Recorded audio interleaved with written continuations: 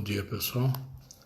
Estamos novamente aqui no nosso estudo do livro Emmanuel, por Francisco Cândido Xavier, hoje com o nosso capítulo 4, que diz a base religiosa.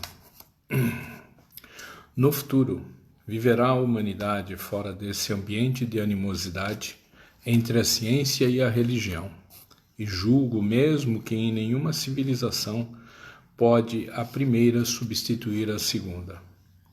Uma e outra se completam no processo de evolução de todas as almas para o Criador e para a perfeição de sua obra. As suas aparentes antinomias que derivam na atualidade da compreensão deficiente do homem em face dos problemas transcendentes da vida, serão eliminadas dentro do estudo, da análise e do raciocínio. O tóxico do intelectualismo. Nos tempos modernos, mentalidades existem que pugnam pelo desaparecimento das noções religiosas do coração dos homens, saturadas do cientificismo do século e trabalhadas por ideias excêntricas, sem perceberem as graves responsabilidades dos seus labores intelectuais, porquanto hão de colher o fruto amargo das sementes que plantaram nas almas jovens e indecisas. Pede-se uma educação sem Deus, o aniquilamento da fé, o afastamento das esperanças numa outra vida, a morte da crença nos poderes de uma providência estranha aos homens. Essa tarefa é inútil. Os que se abalançam a sugerir semelhantes empresas podem ser dignos de respeito e admiração, quando se destacam por seus méritos científicos, mas assemelham-se a alguém que tivesse a fortuna de obter um oásis entre imensos desertos. Confortados e satisfeitos na sua felicidade ocasional, não veem as caravanas inumeráveis de infelizes cheias de sede e fome, transitando sobre as areias ardentes. Experiência que fracassaria. O sentimento religioso é a base de todas as civilizações. Preconiza-se uma educação pela inteligência, concedendo-se liberdade aos impulsos naturais do homem. A experiência fracassaria. É ocioso acrescentar que me refiro aqui à moral religiosa, que deverá inspirar a formação do caráter e do instituto da família, e não ao sectarismo do círculo estreito das igrejas terrestres, que costumam envenenar, aí no mundo, o ambiente das escolas públicas, onde deverá prevalecer sempre o mais largo critério de liberdade de pensamento. Falo do lar e do mundo íntimo dos corações. No dia em que a evolução dispensar o concurso religioso para a solução dos grandes problemas educativos da alma do homem, a humanidade inteira estará integrada na religião, que é a própria verdade, encontrando-se unida a Deus, pela fé e pela ciência então irmanadas. A falibilidade humana. Em cada século, o progresso científico renova a sua concepção acerca dos mais importantes problemas da vida. Raramente, os verdadeiros sábios são compreendidos por seus contemporâneos. Se as contradições dos estudiosos são o sinal de que a ciência envolve sempre, elas atestam igualmente a fraqueza e inconsistência dos seus conhecimentos e a falibilidade humana. O sublime legado. Disse que o pensamento religioso é uma ilusão. Tal afirmativa carece de fundamento. Nenhuma teoria científica, nenhum sistema político, nenhum programa de reeducação pode roubar do mundo a ideia de Deus e da imortalidade do ser, inatas no coração dos homens. As ideologias novas também não conseguirão eliminá-la. A religião viverá entre as criaturas, instruindo e consolando, como um sublime legado. Religião e religiões. O que se faz preciso em vossa época é estabelecer a diferença entre religião e religiões. A religião é o sentimento divino que prende o homem ao Criador. As religiões são organizações dos homens, falíveis e imperfeitas, como eles próprios, dignas de todo o acatamento pelo sopro de inspiração superior que as faz surgir. São como gotas de orvalho celeste, misturadas com os elementos da terra em que caíram. Muitas delas, porém, estão desviadas do bom caminho pelo interesse criminoso e pela ambição lamentável dos seus expositores. Mas a verdade um dia brilhará para todos, sem necessitar da cooperação de nenhum homem. Sabedoria integral e ordem inviolável. Cabe-nos, pois, a nós, que depois da morte já não encontramos nenhum ponto de dúvida, exclamar para os que creem e esperam: ó irmãos, que confiais na providência divina dentro da escuridão do mundo. Do portal de claridade do além-túmulo, nós vos estendemos mãos fraternas.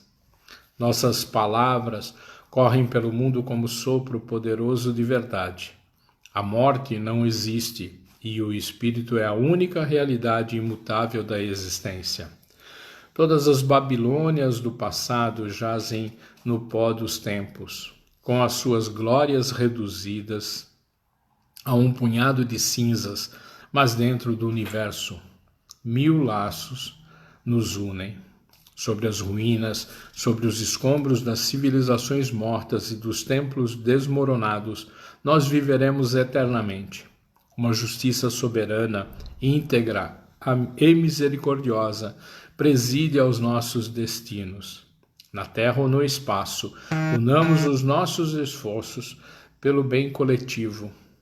Guardai convosco o sagrado patrimônio das crenças, porque acima das coisas transitórias do mundo, há uma sabedoria integral e uma ordem inviolável. Lutemos, pois, com destemor e coragem, porque Deus é justo e a alma é imortal. Muito bom, né?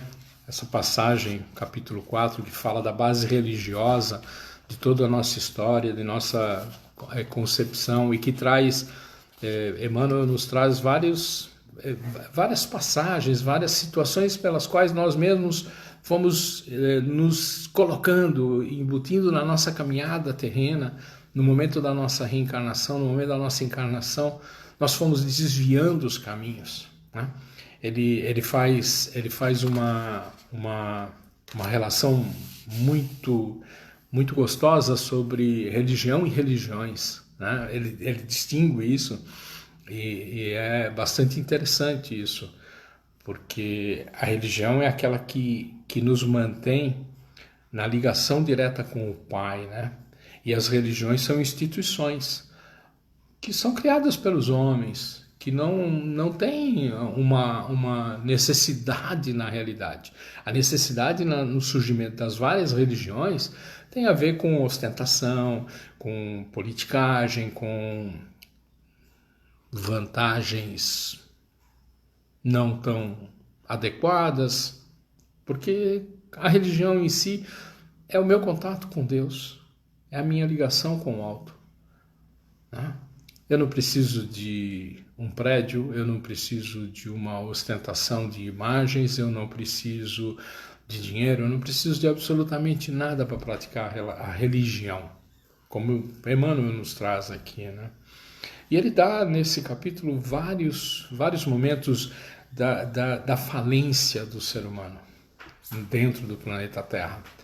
E é interessante também, assim, fizemos os capítulos anteriores e a gente percebe que todos eles traduzem um pouco o momento que a gente vem vivenciando. E esse não é diferente. Ele nos coloca nessa linha. Nós estragamos, nós prejudicamos uma série de situações. Nós não entendemos os sinais, não entendemos os chamamentos. E hoje só nos resta vivenciar aquilo que nos foi colocado e que é invisível, não percebemos, não temos como detectar. Não é? O que a gente tem que ficar é firme dentro do nosso propósito. Nós que temos uma religião, que é essa ligação com Deus, devemos manter esta ligação, fazendo com que os nossos pensamentos sejam pensamentos positivos, que a nossa colocação dentro dessa situação seja de paciência, de perseverança e de muita fé. Porque vai passar, como muitas outras já passaram. E é importante que a gente se mantenha firme. Mantenhamos nossa conexão com o plano espiritual. Mantenhamos as nossas orações, os nossos processos de vibração.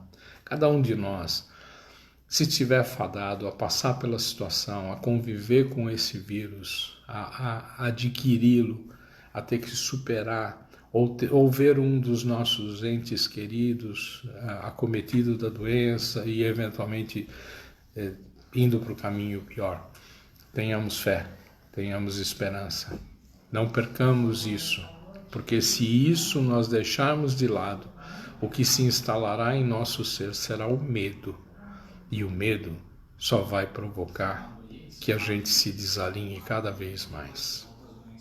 Desejo sinceramente que todos vocês tenham um ótimo dia, que a gente possa se encontrar amanhã às 10 horas aqui nesse mesmo local para falarmos sobre o capítulo 5 do livro Emmanuel de Francisco Cândido Xavier, que diz a necessidade da experiência. Vejam, a necessidade da experiência. Provavelmente muitos de nós estavam necessitando essa experiência. Como aproveitá-la? Vamos ver o que Emmanuel nos trouxe em 1937 para amanhã, ok? Eu conto com você. Espero você amanhã às 10 horas aqui. Um abraço, tenha um ótimo dia e até mais.